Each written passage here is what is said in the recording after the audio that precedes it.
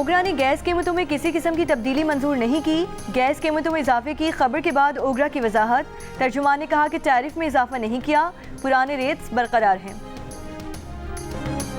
وزیر اعظم شہباز شریف کل سے 29 نومبر تک بحرین اور برطانیہ کا دورہ کریں گے، دورے میں اہم ملاقاتیں متوقع۔ ایران کے سپریم نیشنل سیکیورٹی کونسل کے سیکریٹری علی لاریجانی اسلام آباد پہنچ گئے۔ علی لاریجانی آج صدر، وزیر اعظم، وزیر خارجہ سے ملاقات کریں گے۔ سفارتی ذرائع کے مطابق دورے کے دوسرے روز علی لاریجانی پاکستان کی عسکری قیادت سے بھی ملاقات کریں گے۔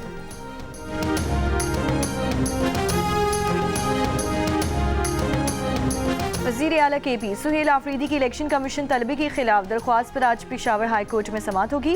الیکشن کمیشن کو وزیر اعلیٰ کے خلاف کسی بھی قسم کی کارروائی سے روکنے کی استدعا۔ انتخابی ضابطۂ اخلاق کی خلاف ورزی کے کیس میں الیکشن کمیشن نے آج وزیر اعلیٰ کے پی کو طلب کر رکھا ہے۔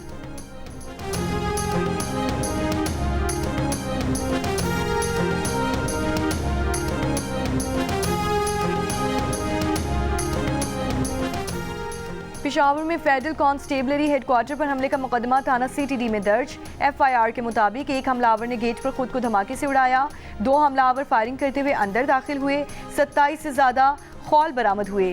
گزشتہ روز حملے میں 3 جوان شہید اور 11 افراد زخمی ہوئے تھے۔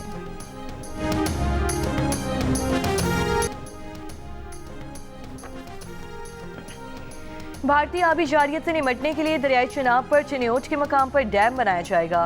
ڈیم کی فیزیبلٹی اسٹڈی مکمل ہو چکی، PC-1 تیاری کے مراحل میں ہے۔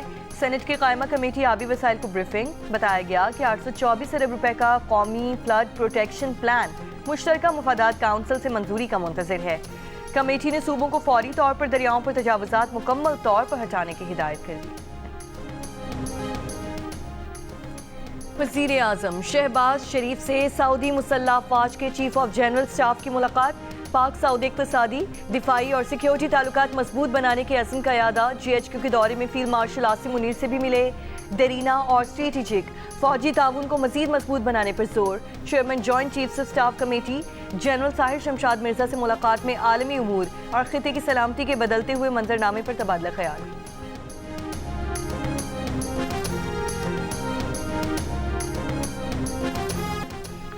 وفاقی وزیر داخلہ محسن نقوی کی ریاض میں سعودی ہم منصب سے ملاقات۔ دونوں ملکوں کے درمیان سیکیورٹی تعاون کو بڑھانے سے متعلق تبادلہ خیال۔ ملاقات میں منشیات کی اسمگلنگ سے نمٹنے کے متعلق بات چیت۔ وفاقی وزیر قانون اعظم نصیر تارڑ کی سعودی وزیر انصاف ولید السمانی سے ملاقات۔ پاک سعودی عدالتی تعاون سے متعلق مفاہمتی یادداشت پر دستخط۔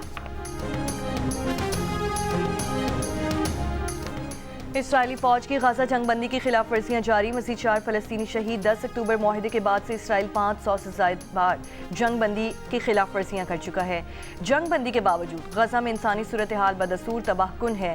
اقوام متحدہ امدادی تنظیم اونروا نے خبردار کر دیا، کہا 90% سے زائد آبادی کا انحصار امداد پر ہے، بیشتر لوگوں کو 24 گھنٹوں میں صرف ایک بار کھانا مل رہا ہے۔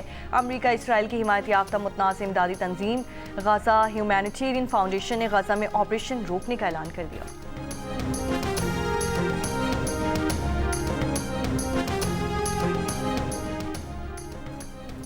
پاکستانی سفیر عاصم افتخار نے کہا ہے کہ غزہ میں اسرائیل کی جنگ بندی کی خلاف ورزیاں جاری ہیں۔ جنگ بندی کے اعلان کے بعد سے 300 سے زائد فلسطینی شہید کیے جا چکے ہیں۔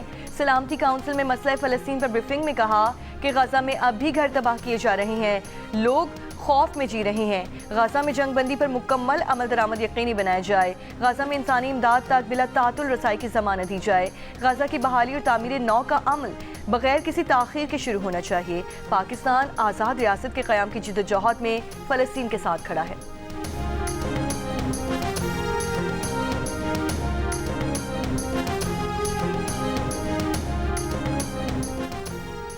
امریکی وزارت خارجہ کی اردو ترجمان مارگریٹ میکلاؤڈ نے کہا ہے کہ سربراہی اجلاس کی قرارداد غزہ میں امن کا ڈھانچہ مہیا کرے گی۔ امید ہے کہ پاکستان سمیت دیگر خاص قابلیت اور وسائل والے ممالک امن کے قیام کے لیے کام کریں گے۔ غزہ کی تعمیر نو کے لیے عالمی بینک کے ساتھ کام کرنے کو تیار ہیں۔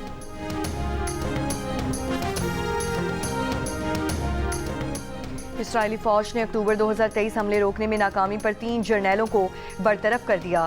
اسرائیلی فوج کے کئی اعلیٰ افسران کے خلاف بھی انضباطی کارروائی کی گئی۔ عرب میڈیا کے مطابق بحریہ اور فضائیہ سربراہان کے خلاف بھی انضباطی کارروائی کا اعلان کیا گیا ہے۔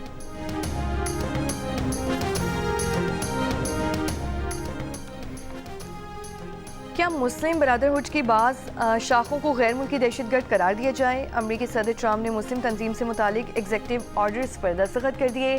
وائٹ ہاؤس کے مطابق مسلم برادرہڈ کی لبنان، مصر، اردن میں شاخوں سے متعلق طے کیا جائے گا۔ مسلم برادرہڈ کی یہ شاخیں مشرق وسطی میں امریکہ اور اتحادیوں کے خلاف دہشت گردی اور عدم استحکام میں اضافے کا باعث ہیں۔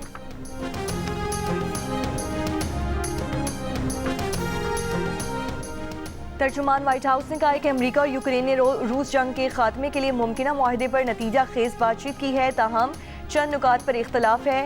ٹرمپ پر امید ہے کہ جنگ کے خاتمے کے لیے ڈیل ہو سکتی ہے۔ ٹرمپ پیوٹن اور زیلنسکی پر دباؤ ڈال رہے ہیں۔ روس یا یوکرین میں سے ٹرمپ کسی ایک فریق کے مقابلے میں دوسرے کی حمایت نہیں کر رہے۔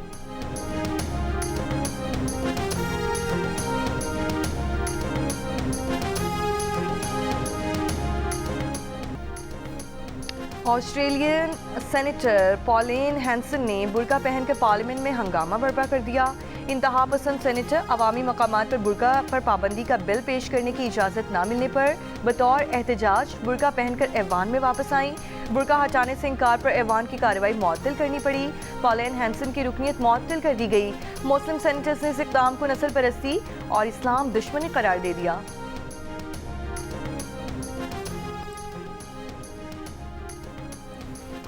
ٹرمپ انتظامیہ نے بائیڈن دور کی پناہ گزینوں کے لیے گرین کارڈ کی درخواستوں پر کارروائی روک دی۔ غیر ملکی خبر ایجنسی کے مطابق امریکی حکومت کے اندرونی میمو میں سابق صدر بائیڈن کے دور حکومت میں داخل ہونے والے تمام پناہ گزینوں کی وسیع جانچ پڑتال کا حکم دیا گیا ہے۔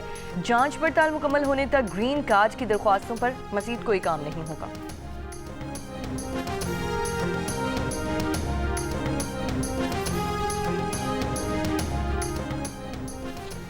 برطانیہ میں 11,000 سے زائد پاکستانیوں نے پناہ کے لیے برطانوی ویزا سسٹم کی خامیوں کا فائدہ اٹھایا۔ تازہ اعداد و شمار کے مطابق 2024 میں جمع کروائی گئی پناہ کی 40,000 درخواستوں میں سے 11,000 سے زائد درخواستیں پاکستانیوں کی تھیں، جو 2022 کے بعد سے 5 گنا زیادہ ہے۔ پناہ کے لیے درخواست دینے والے تمام افراد قانونی طور پر برطانیہ میں داخل ہوئے۔ برطانیہ کے شہری ہوم سیکریٹری کرس فلپ نے سرحدی ویزا سسٹم کے غلط استعمال کو حکومت کی مکمل ناکامی قرار دے دیا اور کہا اسے روکنے کے لیے سخت اور فیصلہ کن اقدامات کی ضرورت ہے۔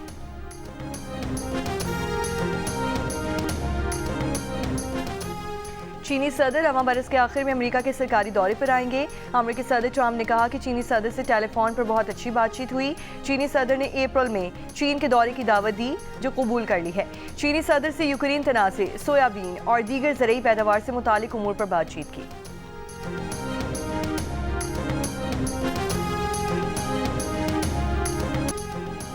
جنگ اور جیو کے اشتراک سے آرٹس کونسل کراچی میں رنگا رنگ وال کلچر فیسٹیول جاری۔ فیسٹیول کے 25ویں روز فرانسیسی آرٹسٹ شفومی کی پینٹنگ کی افتتاحی تقریب ہوئی۔ مختلف سیشنز، ورکشاپس اور فلم سکریننگ کا انعقاد کیا گیا۔ عالمی فیسٹیول میں جو بین الاقوامی فنکار پچھلے سال آئے تھے وہ اس برس دیگر آرٹسٹوں کو بھی اپنے ساتھ لائے ہیں۔ اور ایتھوپیا میں 12,000 سال سے خاموش آتش فشاں پھٹ گیا۔ آتش فشاں سے نکلنے والی راکھ کے بادل یمن، عمان، بھارت اور پاکستان تک پہنچ گئے۔